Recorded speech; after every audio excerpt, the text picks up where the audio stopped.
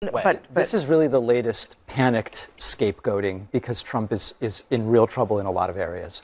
He fell asleep 4 times during this meeting, by the way, which is raising even more questions about the energy level. Having your ass kissed for hours could be a little boring. Okay, so not only did he fall asleep in the cabinet meeting, but he fell asleep multiple times in the cabinet meeting. Oh my God. In front of the entire press corps and in front of his entire cabinet. Yep. In front of the TV cameras. Are they gaslighting Astonishing. us? Seriously, Bob, that's what I was asking. Are they gaslighting us? Do they want? Are they talking about the 25th Amendment? Why would they televise that? I mean, oh my God. There was a moment, right? There was a moment when I'm thinking, is he doing this deliberately? I mean, I went into that Machiavellian space when it comes to analyzing Donald. I was like, no. He's old. He's in cognitive decline. He can't stay awake. He's sitting right next to a whole bunch of TV cameras. I'm old enough to remember the Reagan administration. Yeah. And when there were rumors floating around about Ronald Reagan falling asleep in cabinet meetings, they were just rumors because at least the Reagan administration was smart enough not to put sleepy Ron in front of TV cameras at that point. Especially when he Donald, ran a whole they just don't campaign care. on sleepy Joe Biden. And you're just like, are we? Right. Okay. I mean, and then Rubio posted the video. Yeah. Rubio posted the video. And I'm wondering, there's obviously some scuttlebutt happening on social media suggesting that Rubio did that deliberately to undermine the president. There's no other reason why he would. Why would you put video up of Donald Trump sleeping? He's right next to him. He's talking. Yes. He's sucking up to him right next to him. Yeah, I mean, he's right there and he's talking. I mean, I had no idea that Marco Rubio was such a loud talker, but there he was. I almost think that Rubio was talking loudly to try to wake him up, to try to wake up Donald. Can you hear the sound of my voice? Is it surprised they didn't just put a mirror under his nose to see if he was still breathing? You were talking about him. I took my physical. I got all A's. What? That's not how they judge a physical, but just for everything he said, they said to me, would you like to take a cognitive test? I said, is it hard?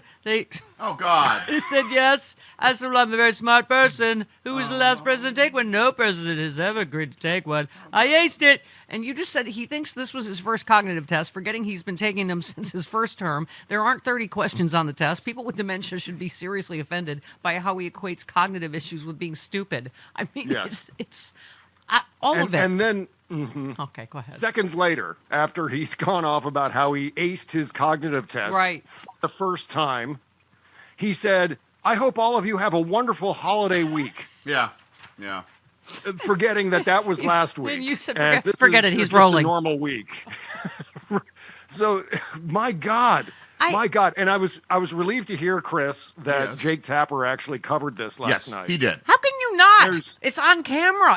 Yeah. It's okay. And by the way, all these doctors checking in, FYI, MRI is not a screening tool. It's a diagnostic. If we order an MRI, we're looking for something. A second MRI, we've found it. A third MRI in 6 months, we're monitoring the progression extent of the damage. I mean, And notice in that letter from that DO, that has obviously, or I should say, allegedly been paid off, or some quid pro quo to get him to write a favorable letter. Notice what's missing from that letter is anything having to do with Donald's brain. Yeah, it's all okay. Well, his abdomen is fine. Well, we're not asking about his abdomen. Quite honestly, he can be president with a janky abdomen. Can't believe I just said the phrase janky abdomen. Yeah, you did. But Yep. But that was your first radio name, as I recall. Yes, exactly right. And also my garage band. Yes. Yeah. Oh my God.